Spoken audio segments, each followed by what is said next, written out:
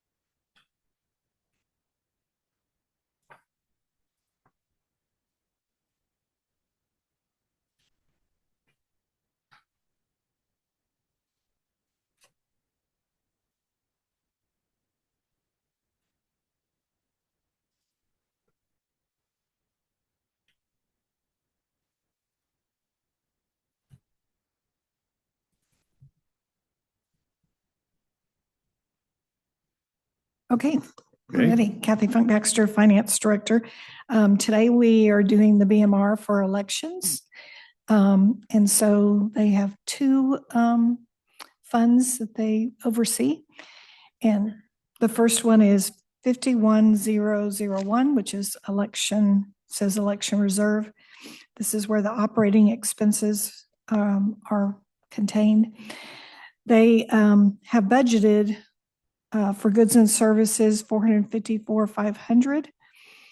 That would be billings for different special districts, junior districts, elections, cities, etc. But right now they brought in 151, and they actually will be doing the billings.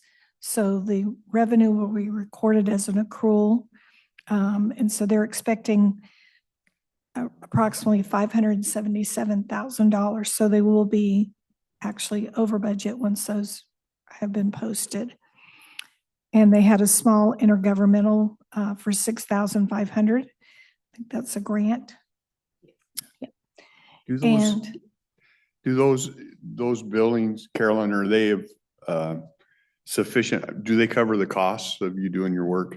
Yeah, so the way that elections works is we capture the entire year, which is why these go out late, because we capture the entire payroll in 13th month. So we have to wait until after that processes, capture all of our expenses, and then we allocate between two costs: election costs, all jurisdictions that participate in an election, and then maintenance costs.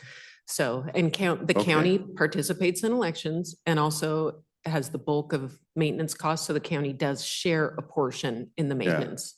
So the billings are actually related to the incurred expenses. Yes. Okay, good. All right. And you'll see the other financing sources was budget 450. That's the portion that we budgeted that would represent the general fund billings. And so that entry was done after this was produced. So that was 427,500. So pretty much right below budget. Okay, next page.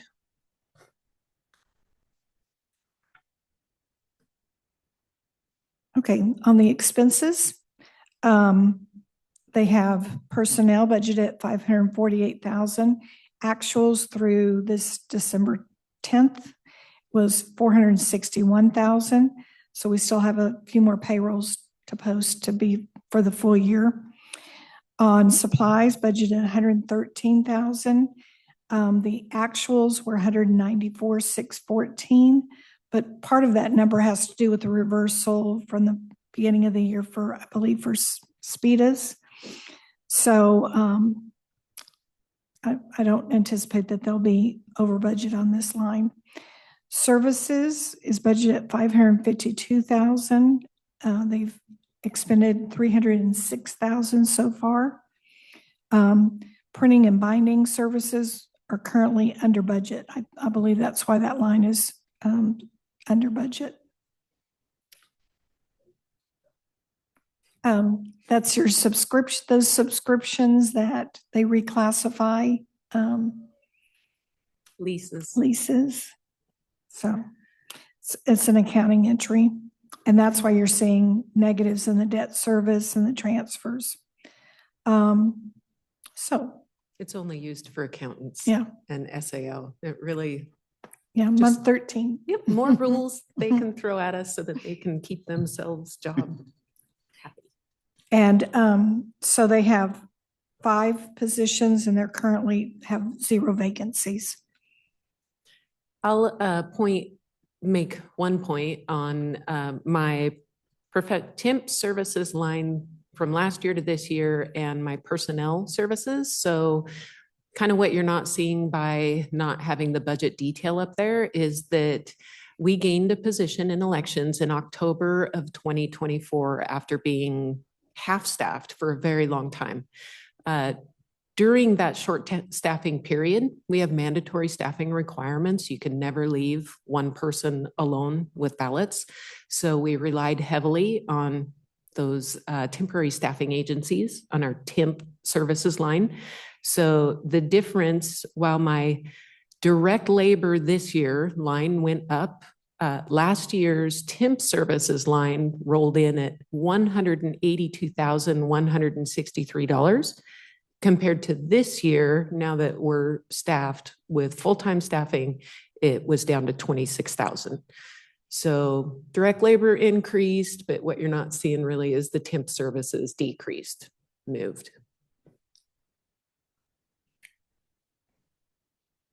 Okay, that's all I have on that one. The next one, kind of the same story. This is where they bill for maintenance related to elections. And so they have budgeted for goods and services, $87,750. But so far, those bills haven't gone out. And so they're estimating that they're approximately going to bill $175,000 for maintenance portion. So actually, this is a capital reserve, so it receives 15% of all charges that go out. So 15% of the 175 and 15%, well, the total, Right. 752,000. So it's a restricted fund. As you know, elections needs to be prepared to pivot all the time. And the law has provided us a way to create a rainy day account if we need to buy new software at any time. So that's what that is. Yep. And so, like she said, they have reserves built up for that reason. And typically I would say in the past, we would rely on a tabulation system for no longer than 10 years. And we all know, think about buying like a laptop. You wouldn't keep the same laptop for 10 years because technology is completely outdated in 10 years. But it actually has been 10 years for elections since our last conversion. So that's why you're kind of seeing a larger balance there. I would assume that in the next few years, we're probably going to see some significant changes as legislation continues to change. And that's probably all driven by Olympia, right? It absolutely is. And I'm specifically talking about ranked choice voting. So big deal, and not any the tabulation vendor that we have right now is not capable. In fact, King County, their charter council voted it in, and for the vendor to add it, it cost the county $1 million. So just giving you an idea of the price tag just to create the software capable of that process. And do the county auditors have a say? Do you guys have input in that process?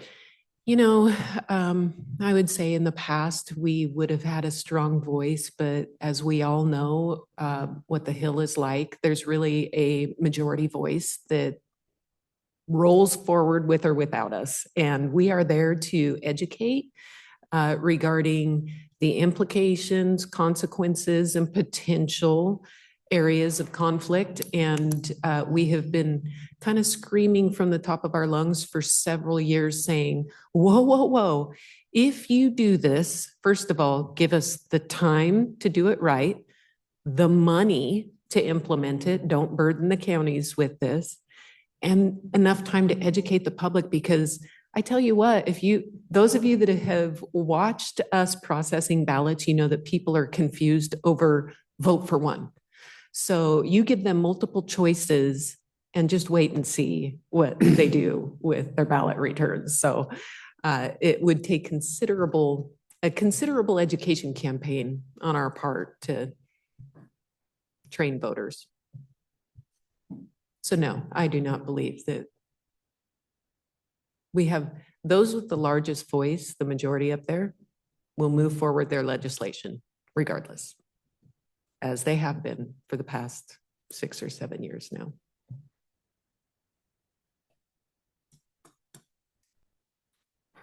Okay, on the next slide, as Carolyn said, this account basically doesn't have a lot of expenses. Supplies is budgeted 80,000, 72,000 so far has been posted. And they don't anticipate any other types of expenses this current year. Yeah, this is a pretty boring account. It really Yeah. just replaces hardware. That 72,000, believe it or not, is just 2 scanners. Crazy. 72,000 for 2 scanners. Off my soapbox. And that's it. That's all I have on those financials. Anything else for Carolyn? Kathy, I got a question for you. Okay. Insurance costs, risk management, those costs that we've got no control over, but when they go into the budget, does each department get somehow allocated a percentage of that? They do, yes. Is it based on the risk? Is it based on the risk per department, or is it a number of employees, or? It's based upon all of the risk management, where we pay the risk pool, which is the largest one. That gets allocated based upon total labor hours. And that's how it's done. The industrial accident account, which is your workers' comp account, gets allocated based upon a couple of factors: hours and risk category those employees are in. So for example, sheriff's office has one of the higher risk categories. So all of their labor hours are factored a little higher than, for example, elections office. But for regular risk management, it's just based upon labor hours. That's how we've allocated it for several years. So the percentage of impact on somebody's budget for each department would be considerably different, Depending upon their number of employees. depending on the risk category. And okay. Yeah, that's how we do workers' comp. But in general, for risk management, we just do based upon number of labor hours. Okay, thank you. Mhm. For a realistic example, this elections is an internal service fund. So we are billed for in that allocation. I have a roughly $1.2 million budget, roughly up and down each year. And I would say that our industrial accident is usually anywhere from 1,400 to 2,400. It's minimal. Is that actual labor hours? Do we actually go back and say, okay, that includes overtime and everything, or is it just budgeted hours? No, it's actual. So we do a look back.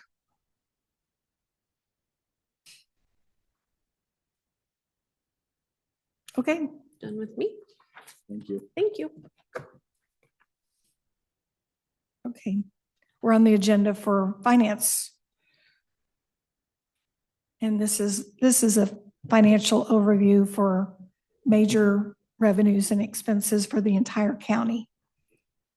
Okay, next. So here's a snapshot where we sit.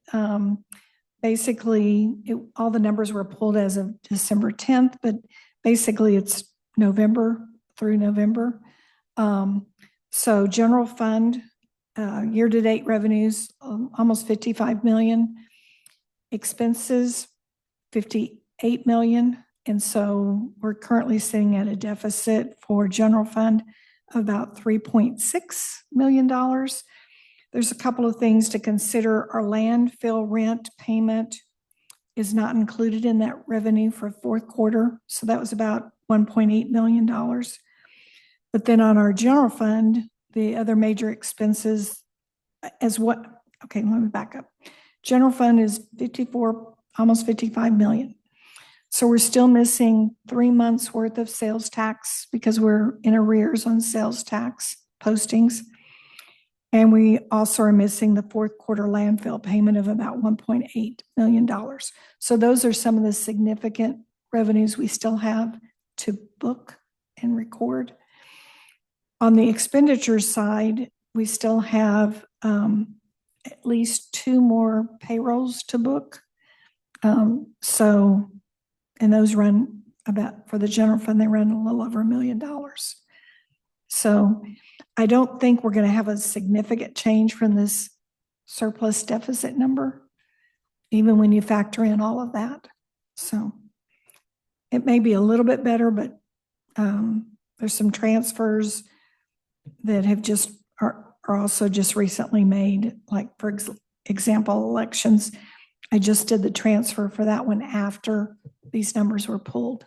So county road, year-to-date revenues are 22 million. Year-to-date expenses are 20 million. I'm sure I know that there's some billings and things like that that haven't been processed yet to relate to this year. So it's currently showing a surplus of 1.4 million. Solid waste, revenue, year-to-date revenues, 22.8 million. Year-to-date expenses, 28 million, showing a deficit of 5.6 million. But we also know that we had a little bit higher expenses this year to do a catch-up on those future obligations associated with retirement of landfills. So that was a little bit more than, it was 11.5 in total. Last year it was about 7.7. They also, as far as solid waste, I believe also still have some revenues to book for solid waste that are not finished booking for the whole year. So Yeah. You called it a catch up this year. So yeah, next year, is it going back to 7? oh, Sean was in here. Yeah, I think so. Is it truly just a one time, or have they increased what we need to do and that expense is higher, I guess is where I'm trying to figure. I think it's going to be in the range of 8 million. Okay. All right. Is what I remember. Oh, yeah. Had a landfill. This year when we did the 11.5 million transfer, it was a little bit higher than last year. Last year was about 7.7. His question is, will it go back down? Was that just a one-time bump up? Yeah, so the increase in the transfer was due to the cost of cell expansions.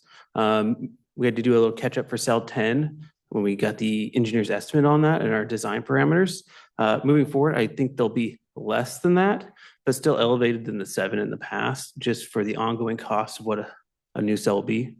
And as well as the equipment and other things are all going up. You know, a compactor back in 2018 was 1.3 million and now they're $2 million. So everything's going up pretty quick.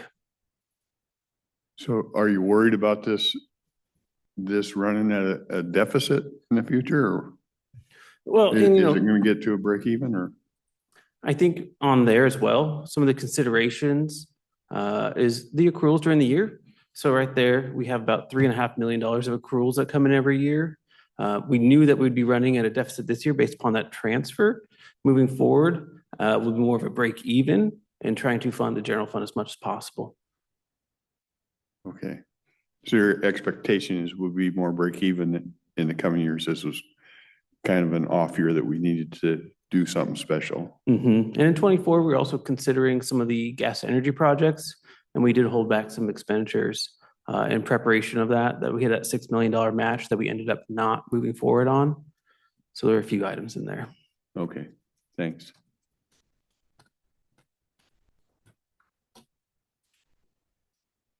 Okay, revenues at a glance. So this is a little deeper dive into the revenues, primarily on the general fund. But we're doing pretty well. Real and personal property tax, we're at 98% of budget. This is all through November. Sales tax, we're right at 76%, and I'll show you another slide in a minute, some good news on that. That's a little bit higher than, because we're still missing 3 months of revenue that will be posted as part of an accrual. So that one I'm pretty happy about right now. Timber and excise tax was up a little bit over what we budgeted. Looking at some of the intergovernmental funds, we are above what we budgeted. We're at 102%. Looking at goods and services, which is primarily our jail booking fees, we are actually up based upon budget.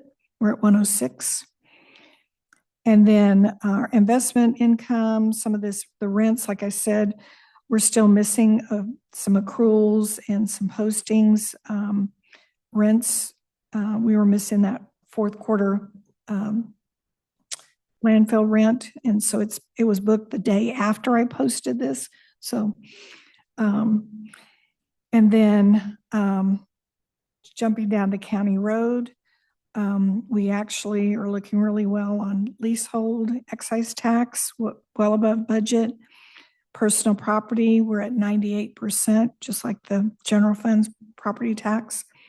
Timber, we're up compared to budget, 122%, so that's all looking really good. And then solid waste, we're at 81% of budget on the revenues. But of course, as Sean said, we have some accruals to book for the final year-end billings. And motor vehicle fuel tax roads, it is a little bit down from budget, but there's some accruals. I think we're still missing a few of those revenues coming in. Did they mess up their systems still? No, they're on track. They got that finally corrected. I did want to give a little bit more clarification on the solid waste. So we do see $22.5 million there. October payments were just due December 15th. So we do have all of November, December to collect, as well as the accruals that we'll do into February. So I anticipate, based on the next 2 months, we'll see $6 to $7 million additional dollars on that. Just wanted to give a little more clarity on there for the boards, be a little more comfortable. Okay, next slide. Hang on, just a sec on revenues. the stuff that they've taken out of with the buffers and whatnot out of timber production. Will you see that? Will that mainly show up in the excise tax? If harvests go down, is that where we see that, or is there another way it comes in also? Yeah. Probably predominantly through the excise tax. Yeah, I'm not real sure. And I'm not showing the excise tax on general fund. That's why I'm. Yeah, well, I'm just looking at this timber excise tax. We have it on roads. Yeah, we have it in roads, and we have it up on top too. Mm-hmm.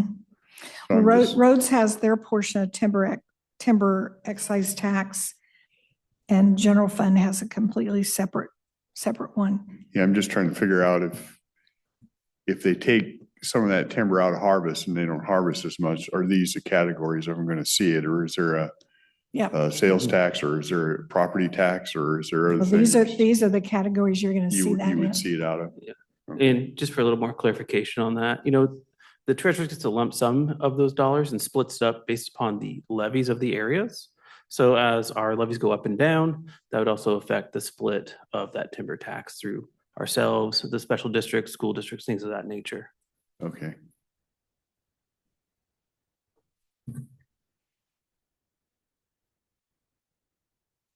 That's okay. That's okay. That's okay. Thanks. All right, expenses. So again, these are through November. It's not a final year. And so on the general fund, of course, our largest expense is personnel. And so we're currently sitting at about 78% of budget. We still have a few more payrolls to complete the year. I do anticipate, you look at last year, we were at 88%. I anticipate that we probably will be somewhere in that range, think about 90% of budget. So, or a little higher because we haven't had as many vacancies as we did last year. Supplies are below budget. They're sitting at 56%. Services sitting at 85%. That's primarily because most of those services for internal services are hitting that line and they've already been booked for the year, for the full year. So I don't see anything unusual. My debt service number, the booking for that was done after these numbers were pulled. So it was done in December. So that's the debt service on the landfill. Transfers, most of my transfers are in, a few still needing to be made. So it's sitting at 60%.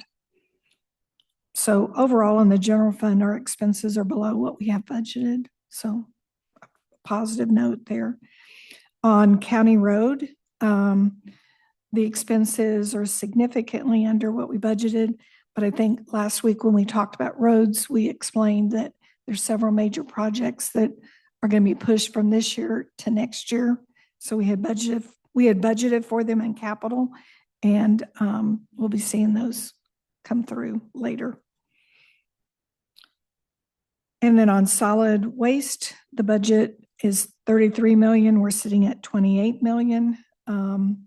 Again, a few more payrolls, and I'm not sure as far as services or supplies, but we're looking pretty well. It's 86% as of November of the budget. Kathy, for the services, we know at the beginning of the year what we're going to bill each department, correct? Yes. Why is that number not closer to 100% if we already know what the number is? Well, But why is our actual so much less than what our budget is? Well, services, it includes other things other than just the internal billings. Okay, So, that's why. yeah, okay. so it might be software subscriptions, or it might be things like that, or professional services. For example, in this building, we pay our and also the sheriff's office, we pay those bills for the security, and they're usually a little bit behind. In this beginning of December, they don't usually have the bills ready for November. So we're about 2 months behind on bills like that. So it's things like that that impact that line.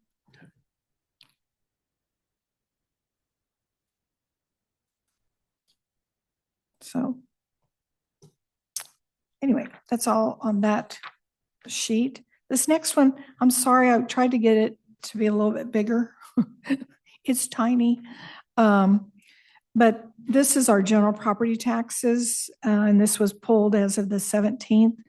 But you can see that we're going to end the year close to 300,000 of property tax for the year 2025 still to be collected. That's pretty typical. You can see last year we started the year for 2024 at a little over 300,000. and we're down now to 132,000. So some of those just take a little longer to collect. We also have that large item in 2021 sitting as a supplement.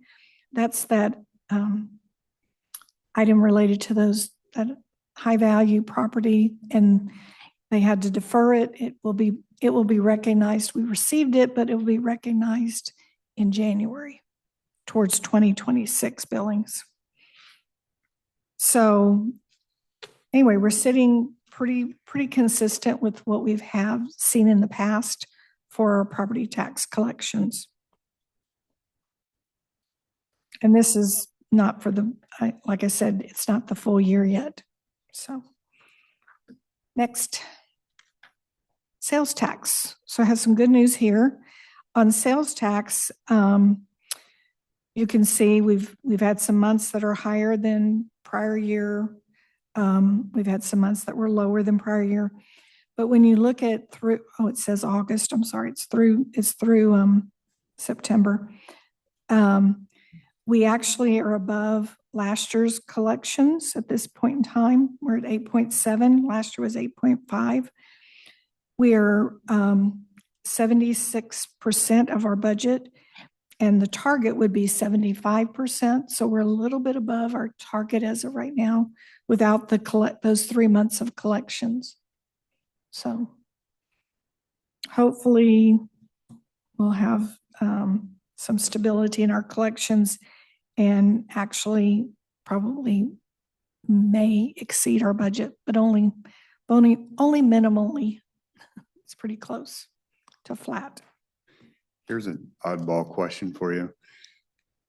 They instituted sales tax on some services, right? And I don't know when that takes effect, maybe next year. Whenever that takes effect, we'll have a bigger expense because some of the services we offer, however they defined it, will now be subject to sales tax. Right. That will go up to Olympia. Will we see this number grow coming back? Yes. Yes. Only Olympia. Yeah. Okay. Some of those went into effect October. Mm-hmm. And then there was also this condition about if you already had a contract in place, you got to delay the implementation of the sales tax. And I think one of the recordings said till April of next year. So sales tax on security services is a big thing. And then sales tax on IT. So I don't know what it'll amount to, but it's an oddball thing. It's like we're funding our own increase, or you can look at it, we're getting some of our expense back, I guess. Yeah. Only Olympia could dream this stuff up. Yeah, but so far these numbers don't represent any of those Right. increases yet. Right. Kathy, on the previous page, if you could go back one. Okay. Where it talks about the three on the right, the supplemental, what is being supplemented and what is it being supplemented by? Well, when you see negative, it's probably, I believe, what they're showing there is where they maybe have some appeals and then they have to adjust a property tax. For example, you have some senior exemptions that come in. And so that's what you typically see in the year-to-date supplements is adjustments of tax bills. Or if they appealed, things like that, and they got their tax bill reduced on the appeal. But when you see it higher, that's that 388,000, that's the one where we're holding that until we can book it in January. Okay. Related to a previous settlement.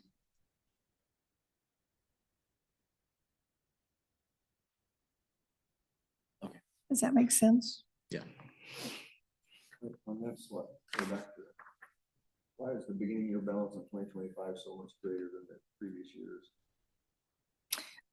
Because we're in 2025, so this represents all of the billings, the levies that were approved to be billed.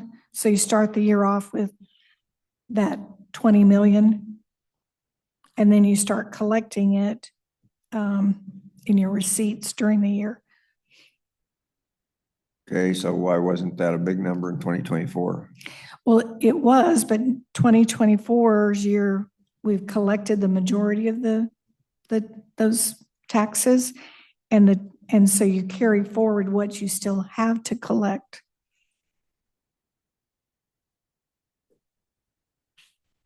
It's Better, probably an easier way to look at it. That's Yeah. what's still owed for those years. Right. right. When we started this year, we still had a little over 300,000 owed Yeah. for 2024. Okay, got it. Thank you. It did start out at 20-something million in January of 24.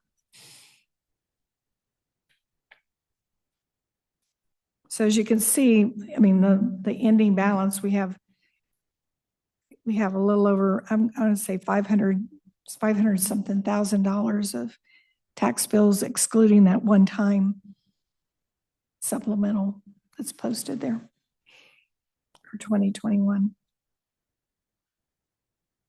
And we traditionally collect on a yearly basis about 98%, close to 98, 99% of our tax bills for that year. Mhm. Okay, recording fees. So recording fee transactions, the number of transactions for the year have exceeded prior years, and we only have one more month to report. So that's a really good positive thing. The next slide shows the actual dollars on recording fees. And so we are sitting at 2.9 million, whereas the last 2 years it's been at 2.5. So we're well above our recording fee revenues for the last 2 years. And we still have 1 month to go.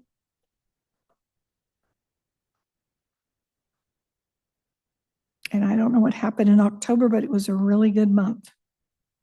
September and October. Yeah. Well, hopefully as mortgage rates continue heading down a little bit, that even gets stronger. Yep. So that's all I have to report on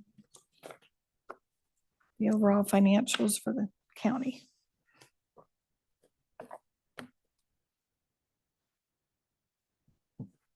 Okay. Okay. I see you first I'm- on the list for I agenda. think I'm review. first on the list. So that relates to the budget for tomorrow, Oh, the public workshop, the public public workshop. hearing at Mhm. 9:30. Okay. Yep. I don't think I have anything else on the agenda other than that.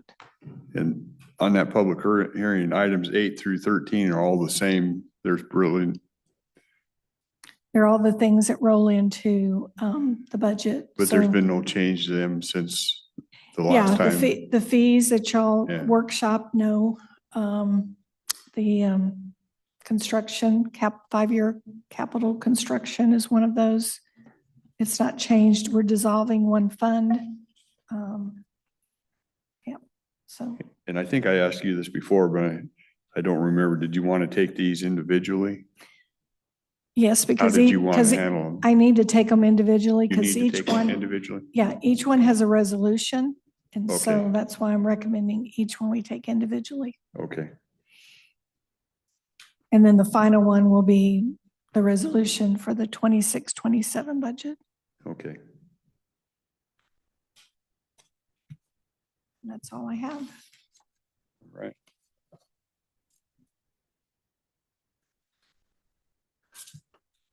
I see Brad's on, Sheriff.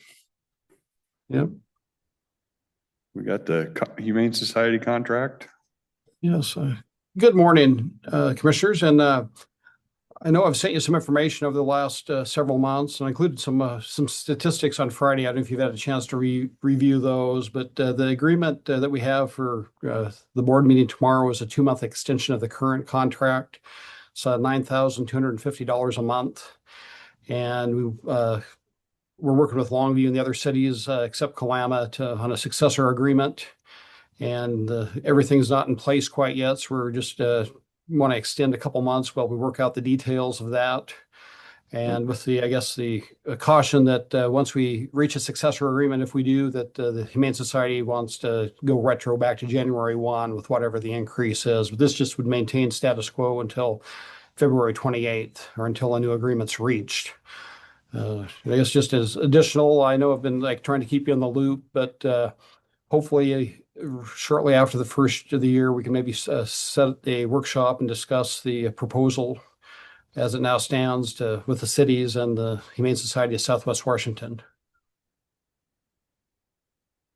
Sheriff, those numbers that she gave you, are those pretty much in line with what you were thinking the numbers were going to be when we were looking at taking that program over ourselves? Well, no, I was a little bit surprised. The big part of it was when we were just doing it ourselves, we dealt mainly with dogs. They have a kind of an open door policy. And as you note down there, the large number of the animals were cats and kittens.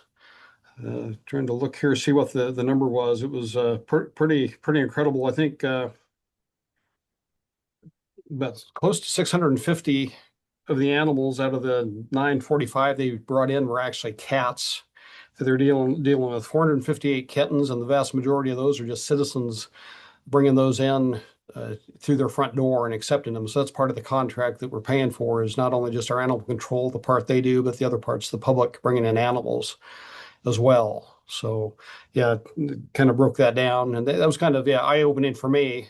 The overall number, and just the fact that many cats out there are being abandoned or don't have homes. When I was touring it, the animal control officer, she came in, it wasn't for the county, I think it's for one of the cities, brought in a chicken. I went, "You okay? Just kick it off the side of the road." I guess what I'm saying, I don't want to be charged for a chicken. Well, we've got a few goats. Yeah. A few goats and a potbelly pig here a couple weeks ago. Our animal control brought in, so we're just looking at we're extending the current contract till we can finish up the new one. Correct. And the new one, I think they're looking at, they want to do a 3-year deal, right? Yes, with the substantial increases. Yeah. Okay. And are the cities on board with those new numbers, Sheriff? As far as I know, like I said, Kalama's backed out, but the other cities, as far as I know, they're on board with that. And it's kind of a collective agreement. The numbers are all built on the county and the 4 cities all signing off on that and moving forward.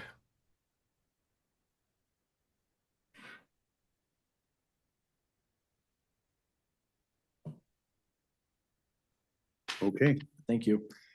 All right. Thanks. Brad. Oh, yeah. Good luck.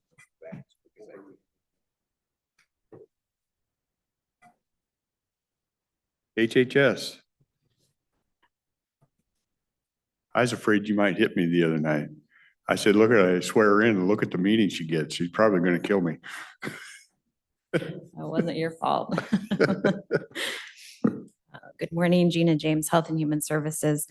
We have just one item on the agenda tomorrow. This is a contract amendment with Lower Columbia School Gardens. If you recall, we currently have a contract with them. It was a 1-year contract for $150,000. They had inquired about opportunity for an additional year of funding with us. What we've suggested is adding half of the amount, so $75,000, and setting the expiration at June 30th of 2026. It aligns with our FPHS funding, which is what we're using for this contract. And we're not sure what that funding will look like moving forward. And so this is what we've suggested at this point. We have talked to them about the funding and that we're not sure what it looks like moving forward, and there may not be opportunity past June 30th for continued funding. So we have had that conversation with them. Okay. And where does FP what? Foundational Public Health Services funding is from the state. I'm still getting used to all these acronyms. Yes. Yeah, right. There's a lot. So we've done this with a couple other contracts. We're just trying to align with the state. Yes, Yeah. yes, we are. We are, and not knowing what it will look like. We won't know until after, with this particular funding, we won't know till after the legislative session if we'll see additional reductions to that or not. So. Right. Okay. And Ian was well aware that the funding may stop from us if that drops. Yes, well, I'll have an additional conversation, but that was what we had talked about. Okay, any questions? I think we're good. Thank you. Okay, thank you. Public Works.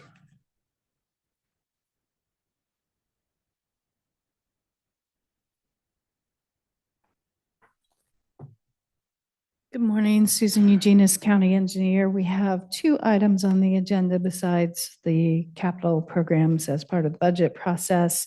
We have one on the consent agenda, which is supplement number 5 to the local agency consultant agreement with Foundation Engineering. This is just a date extension. They are our geotechnical engineer of record on 2 of the projects for construction this year. So we wanted to extend their contract to, in order to be able to use them during the construction process for reviews. We still have adequate money in the budget. We just want to make sure we can ask them questions if needed during construction. So that is item number 1.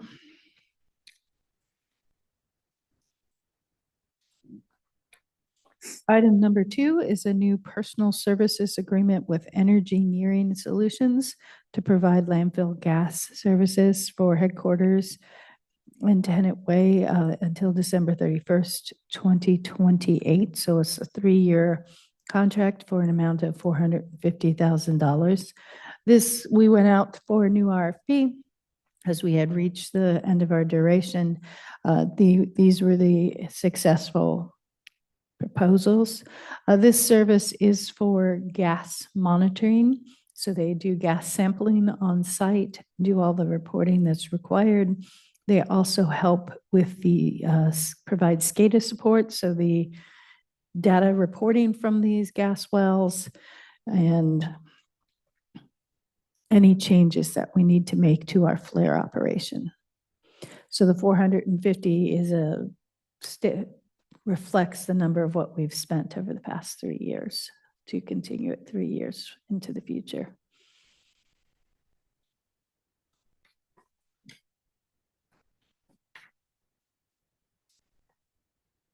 Do we anticipate any of our costs going down since we're going to start putting in those vertical wells with regards to this kind of stuff? For the physical monitoring, probably not. Costs going down because they're still going to have to do the same amount of work. Just less likely to have any violations, and our gas, what we collect, will be better quality for the potential of energy projects. And that might be when we see the change, when we get some of those energy projects up and running.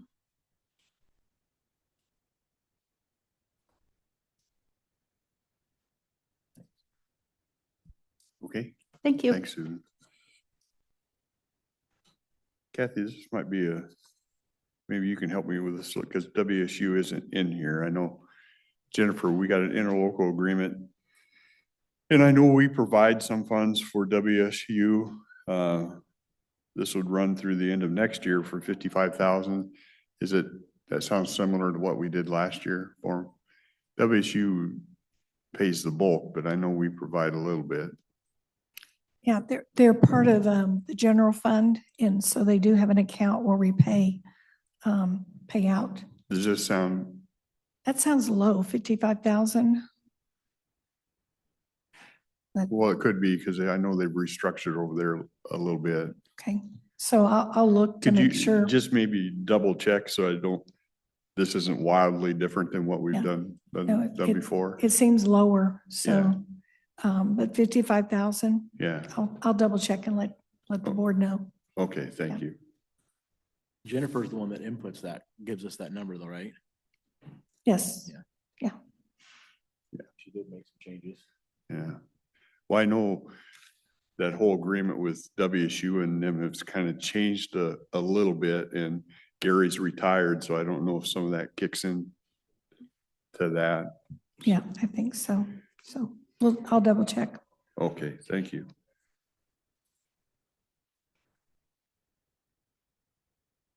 Tracy, I know we have a work session tomorrow. Was that what you got something different? Okay, perfect. Just didn't want to leave you out. Okay, I don't see any other agenda items, so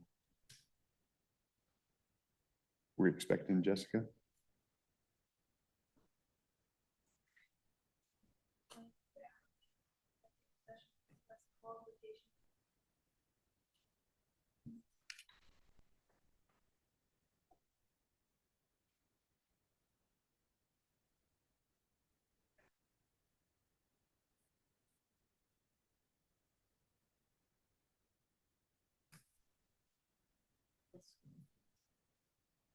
Huh? Okay, because while you go find Jessica, okay. Risk pool, while we track her down, sound like you had an update? So requested, Shelley Pierce, risk manager, requested a workshop to review the insurance policies with the risk pool. Okay. So you're going to request? Requesting like 10, 15 minutes.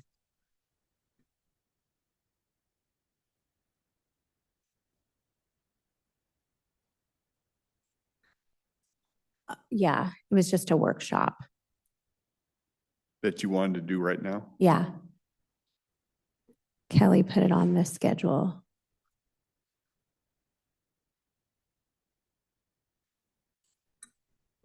We don't have Commissioner Farrell, but yeah, Okay. okay. Is it something she has a slideshow for? No, there's no slides. Okay. Yeah. You're just going to tell us. Right here or back there. Okay.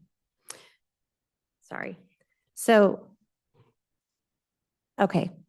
So there were some changes with the risk pool in regards to a recent memorandum that came out in regards to liability coverage. However, it doesn't change our original interlocal agreement with the risk pool that was signed many moons ago. So the memorandum changes were voted on by the board, and those change of terms and coverage was a majority vote. So it doesn't change the interlocal agreement in regards to the risk pool original agreement. I know there's been some discussion about the risk pool and the increases in the premiums. And so invoices are due in January 31st. And so we'll be billing all departments accordingly. But it just doesn't allow us to exit any type of agreement because of the original interlocal agreement. So I did check with Doug, obviously legal counsel, to review that. And then we've put forth a letter to submit to the risk pool that will be dated December 30th for a departure. So I asked about this, Mr. Chair, because Yeah. when I read the memorandum, we went from, on our SAM cases, we went from claims-based Correct, claims-based. to, it says it in there, To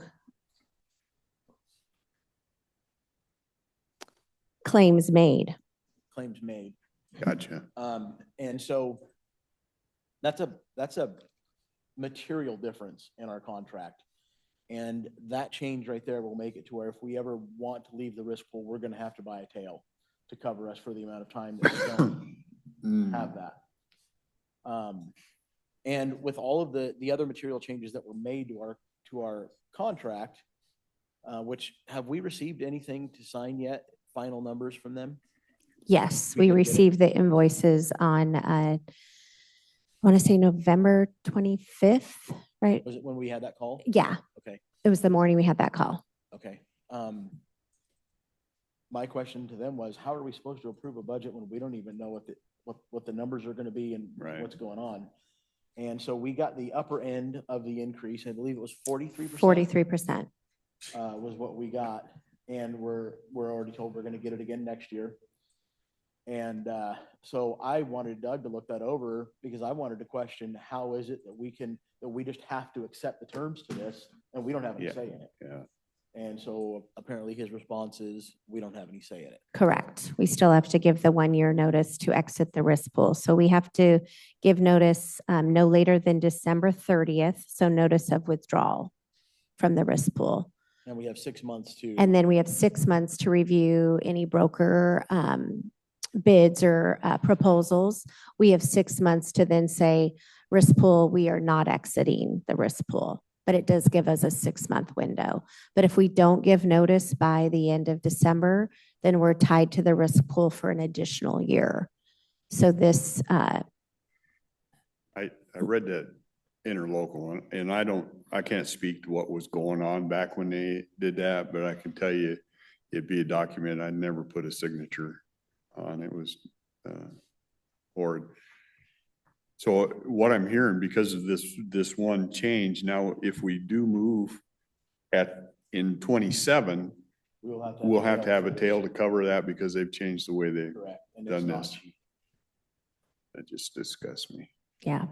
So requesting to have the letter signed for us to withdraw.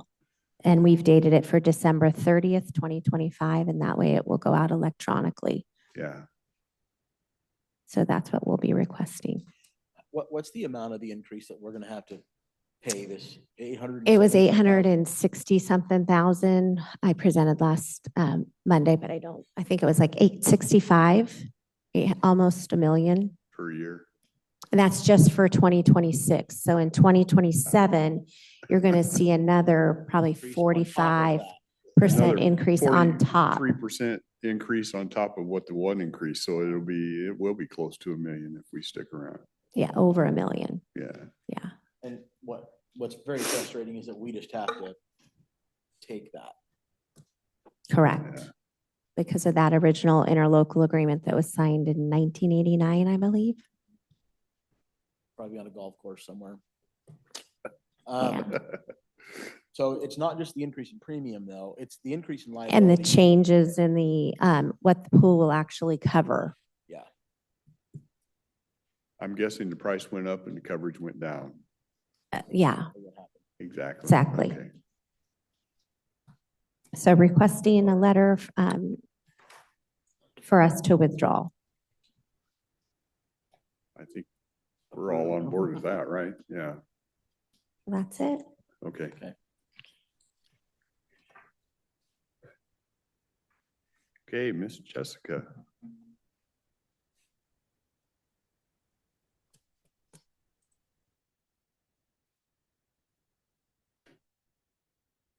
Good morning, Jessica Warren, Human Resources.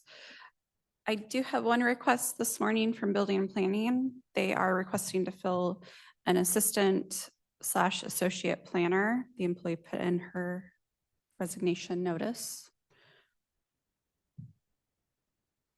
Wait, say that one more time. Somebody gave a resignation notice? Yeah, so they're requesting to fill her position. Oh, It's an okay. assistant/associate planner. I didn't catch that part. Okay. And then the only other item I had is an executive session for collective bargaining, but I have an outside attorney calling in at 11. When I heard,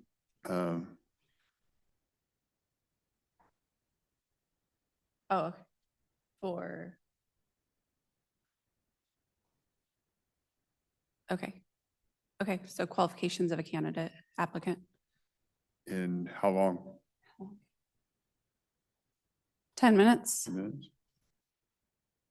And when's the attorney calling in? He's calling in at 11.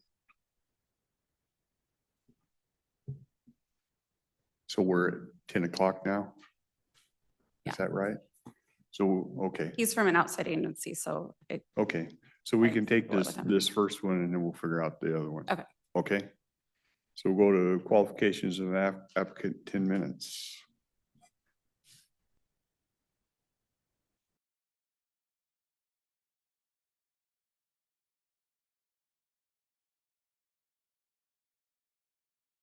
The board is extending the executive session for a period of 5 minutes until 10:17 a.m.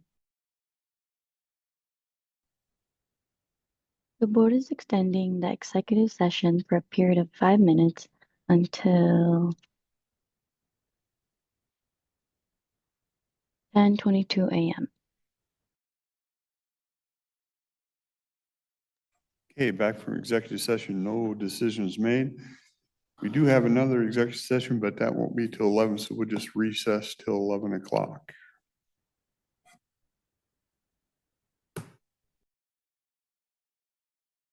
Okay, we're back from recess. Jessica, I know we have a collective bargaining executive session and time frame on that one, let's do 15 minutes. 15 minutes? Okay. Anything else you had before that? Nope, we're good, okay. So we'll go to executive session, collective bargaining. We're estimating 15 minutes. The board is extending the executive session for a period of 10 minutes until 11:26 a.m. The board is extending the executive session for a period of 5 minutes until 11:31 a.m. The board is extending the executive session for a period of 5 minutes until 11:37 a.m.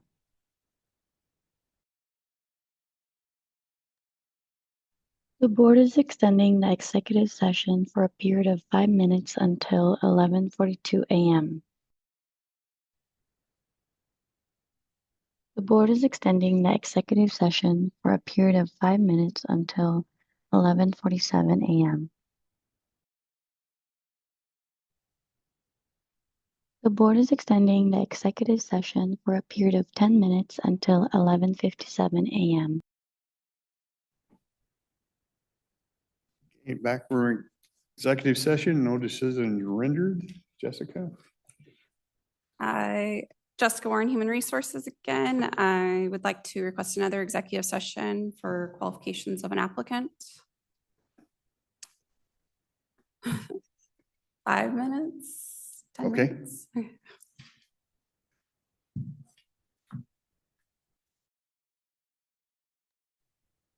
The board is extending the executive session an additional 5 minutes until 12:11. Okay, back from executive session, no decisions rendered. I don't think we have anything else. No, we're all good. Okay, we will adjourn.